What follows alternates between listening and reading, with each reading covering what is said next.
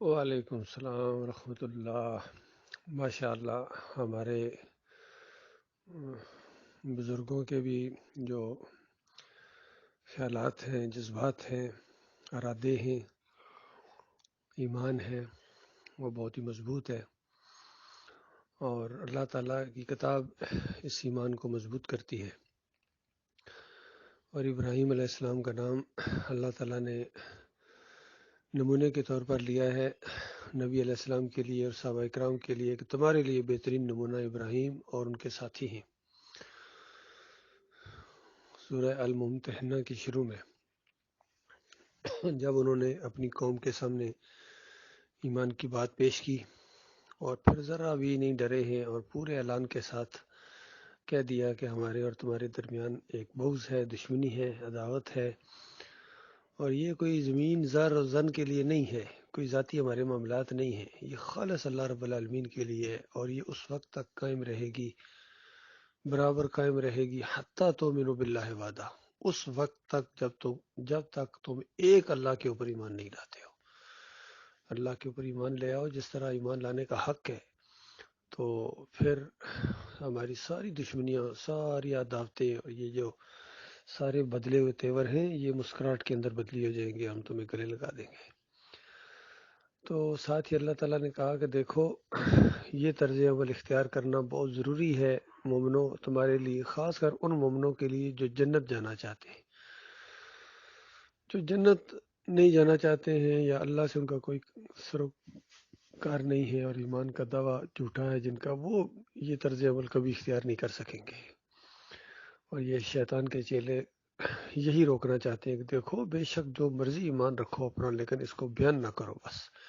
اصل جو اختلاف تھا وہ بیان کرنے کے اوپر تھا، اس کے اعلان کے اوپر تھا۔ یہ کیا ظلم کیا تم نے، سب کو ایک ہی کٹہرے میں کھڑا کر دیا، اور ہمارے اباء و اجداد تک جا کر پہنچے ہو کہ وہ بھی جتنے تھے پیچھے بڑے بڑے، ہماری ایک تاریخ ہے جس کے کارنامے ہم بیان کرتے ہیں۔ سالانہ جو وہاں عرس ہوتا تھا، میلہ ہوتا تھا، اس میں بڑے بڑے شاعر ہوتے تھے اور اپنے کابرین کے اپنے بڑے بڑے قصے بیان کیا کرتے تھے۔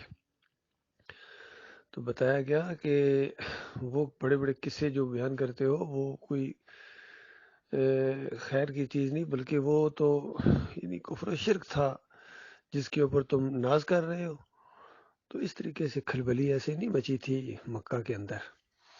باقی آج بھی وہی ماحول ہے، بالکل اسی چیز کو کہتے ہیں یہ بات نہ کہو، باقی ساری وضو کے طریقے بتاؤ ان کو، مشرک قوم کو، 11ویں کرنے والا یا علی مدد نعرے لگانے والا اگر وضو کر بھی لے گا تو کیا پاک ہو جائے گا؟ پورا سمندر اس کے اوپر ڈال دو، یہ پاک نہیں ہو سکتا ہے۔ جتنی مرضی غسل کرے، خوشبوئیں لگائے، مشرک پاک نہیں ہو سکتا ہے جب تک لا الہ الا اللہ محمد رسول اللہ نہ پڑھے، اور اس کو سمجھ کے پڑھے، غور کر کے پڑھے، دل کی گہرائی سے اس کو مانے، اور اس کے بعد پھر کفر و شرک کے خلاف معاذ رائی کے لیے تیار ہو جائے۔ تو یہ اللہ کا بہت بڑا انعام ہوا ہے ہمارے اوپر، اس کا جتنا بھی شکر ادا کیا جائے کم ہے۔ اور اس دور کے اندر یعنی کہیں سے ایمان خالص کی کوئی آواز نہیں اٹھ رہی ہے، نہ کسی سیاسی انداز سے، نہ کسی مذہبی انداز سے، بلکہ فریب کے ساتھ بات سامنے لاتے ہیں، اللہ اور اللہ کے رسول کا نام لیتے ہیں اپنے دنیاوی مفادات کے لیے، اپنے بات کو یعنی منوانے کے لیے، اپنے باطل نظریات کو ثابت کرنے کے لیے کہیں نہ کہیں سے بیچ میں دین کا نام لیتے ہیں، کہ عام طور پر یہ تاثر رہے کہ یہ بڑا خیر خواہ ہے، قوم کا خیر خواہ ہے، ملک کا خیر خواہ ہے، لیکن ایسے ان کے اندر سے ان کی کرتوت کالے سیاہ ہے کہ جب ایک حکومت جاتی ہے، اگلی حکومت پچھلے کے کارنامے دکھائی دے، دیکھو کتنے سیاہ کرتوت ہیں اس کے۔ اللہ تعالیٰ نے فریبکاروں سے اپنی پناہ میں رکھے۔ تو ہمارے فیضان الحق صاحب نے جس طرح ابراہیم علیہ السلام کی بڑی پیاری مثال دی کہ آگ کے اندر ڈالے جا رہے ہیں لیکن چپ نہیں ہوئے ہیں، وہاں بھی کہتے ہیں حسبی اللہ و نعم الوکیل، میرے لیے اللہ کافی ہے، مشرکو مجھے تمہارے ذری پرواہ نہیں ہے۔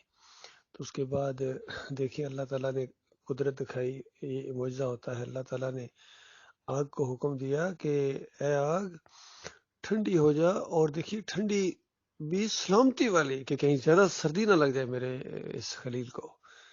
کس قدر اللہ اپنے بندوں سے پیار کرتا ہے اور محبت کرتا ہے۔ اور جب آگ کا الاؤ کم ہوا، اتنا بڑا الاؤ، اس کی سائڈوں پر دیواریں بنائی انہوں نے، تاکہ کہیں یعنی اس الاؤ کی شدت میں کمی نہ آ جائے کہیں، تاکہ اندر ہی اندر ٹھونس کے مارا جائے۔ کتنی بڑی آگ جلائی انہوں نے، لیکن اللہ تعالیٰ نے بجایا اپنے خلیل کو۔ اور جب باہر نکلے، یہ نہیں کیونکہ ان کو طرف اپنے کہ دیکھا تم کیا کر سکتے ہو، نہیں، جیسے باہر نکلے پھر توحید کی دعوت دی ہے، پھر اپنی دعوت جو ہے اس کو جاری رکھا ہے، اور پھر ساتھ ہی کہا کہ میں تمہیں چھوڑتا ہوں بالکل۔ اللہ نے اس طریقے سے حکم دیا ان کو کہ اب یہ علاقہ چھوڑ دو، یہاں رہنے کی اب ضرورت نہیں ہے۔ تو اس طرح ہر دور کے اندر یہ دعوت اٹھی ہے، الحمدللہ ہمارے لیے بہت ہی زیادہ اللہ تعالیٰ نے مثالیں دے دے کے سمجھایا ہے۔ تو ابراہیم علیہ السلام کے طریقے کے اوپر جب چلے نبی علیہ السلام، تب وہ درجات حاصل ہوئے۔ صحابہ کرام کے درجات ایسے نہیں بنے ہیں، وہ ابراہیم علیہ السلام کا انداز انہوں نے اختیار کیا ہے۔ اور مالک فرماتا ہے ابراہیم نوح علیہ السلام کے طریقے پر چلنے والے تھے۔ غور کرو اللہ کے بندو، اللہ تعالیٰ نے کیسا ایک لڑی بنا دیا کہ سب کا یہی انداز تھا، سارے انبیاء۔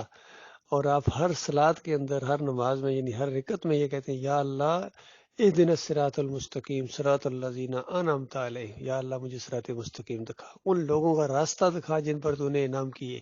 تو یہ ہے ان لوگوں کا راستہ۔ انعامات ایسے نہیں اللہ تعالیٰ کے ملتے، اللہ کی رحمت ایسی کوئی چیز نہیں ہے کہ ایسوں کے پیچھے دوڑے۔